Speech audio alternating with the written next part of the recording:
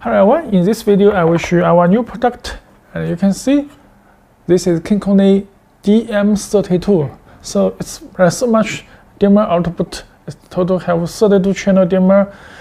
So you can use this board used for Home Assistant by ESPHome, or you can download the Kinkoni KCS V3 firmware so that can integrate to Home Assistant by MQTT.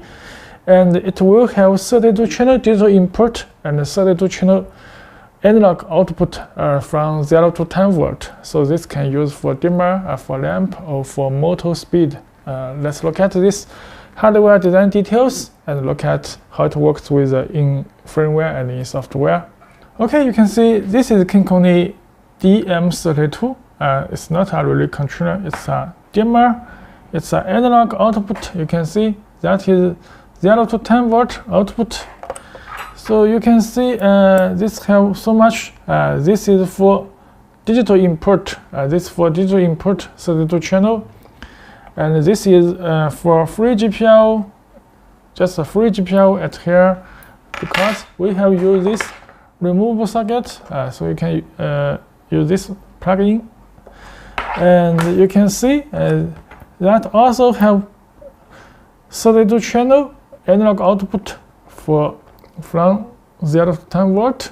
You can see so much 32 channel, and ESP32 also have an ARM CPU inside.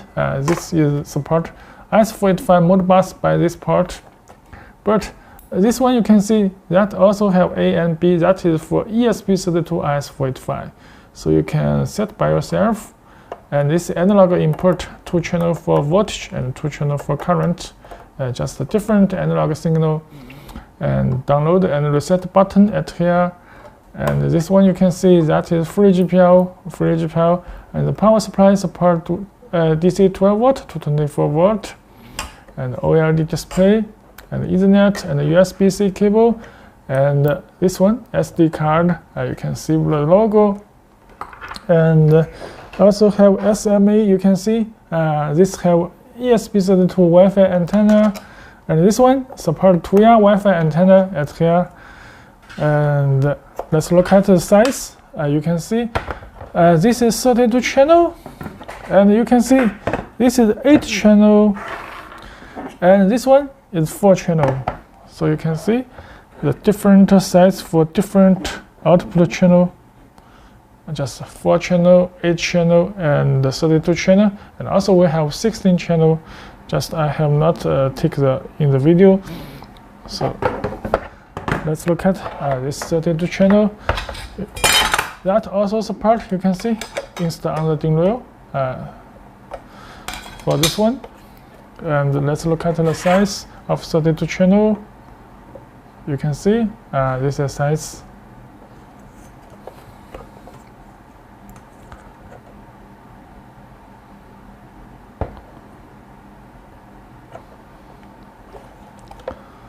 And this one. Okay, so I will ready to power on and show it works in KCS V3 firmware. I have already downloaded the firmware by USB-C cable. Now just power on. You can see I power on, and let's look at the OLED display, and that will start up. After startup, we will check the Ethernet IP address, because the Ethernet used by DHCP load, because it has so much resource, so it needs time to start up. Okay, now you can see this OLED that have showed the IP address of the Ethernet. Now we can test it in my computer. Okay, let's back to my computer, and you can see this is DM32 that have showed the picture, and some different hardware interface showed at here. ESP32 I/O pin define, and ESPHome YAML file, and Arduino source code all have in our phone. So you can visit our phone. You can see that DM32 I/O pin define of ESP32, and also you can see that Arduino source code at here. Okay, so you can see what inside of this box, and OLED, and switch button, and B16 core. You can see this is B16 core This is TUYA module, and this is ESP32 module. And the menu control button. Okay, let's back to our KCS web page that I have login by this IP address showed on the OLED display. You can see DM32, and in monitor we can see I have connected with the TUYA mobile phone application so that you can remote control by internet, and I have used the Home Assistant auto discovery by MQTT that is connected. Later I will show you the demo later. And you can see the DAC, that means the 32 channel dimmer output. You can see I can change this bar. You can see this one, channel 1 is on different percent. You can see. Okay, so this is controlling local network. You can see just used by your IP address, not need the internet.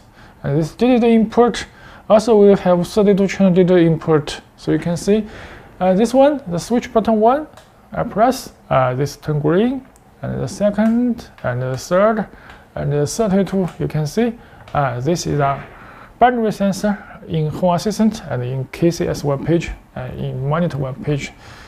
And this is the KCS web page monitor.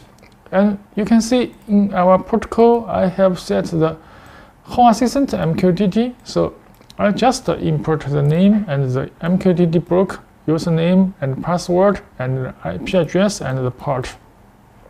So this can integrate to Home Assistant. You can see in Home Assistant dashboard, I just click setting and click device and search the device DM32. So that will auto found by MQTT. And you can see this 5-channel dimmer. I have changed this in KCS monitor web page.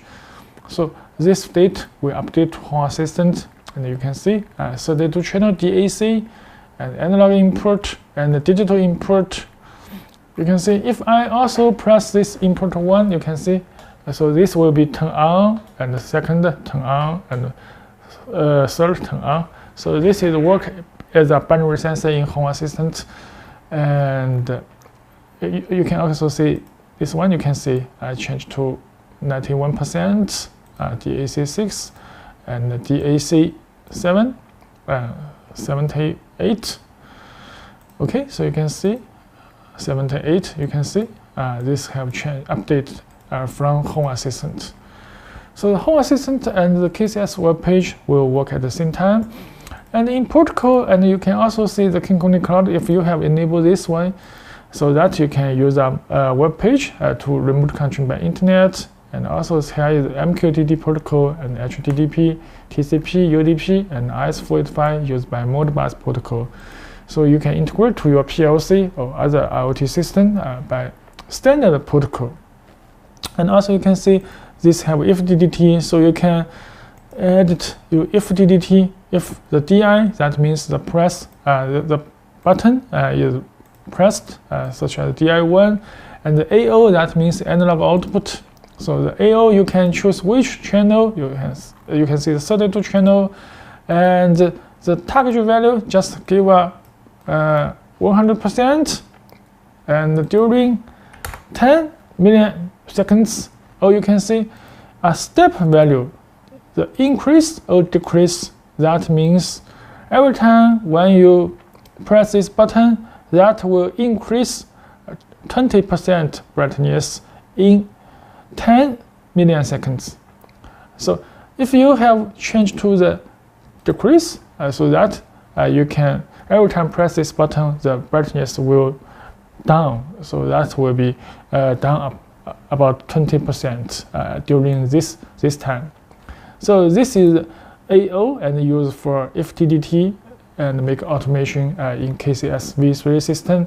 And also you can create automation in Home Assistant, just the Home Assistant running on Raspberry Pi or on a server. And this one, FTDT running in ESP32 locally, just without any device outside of the ESP32. So this is stable.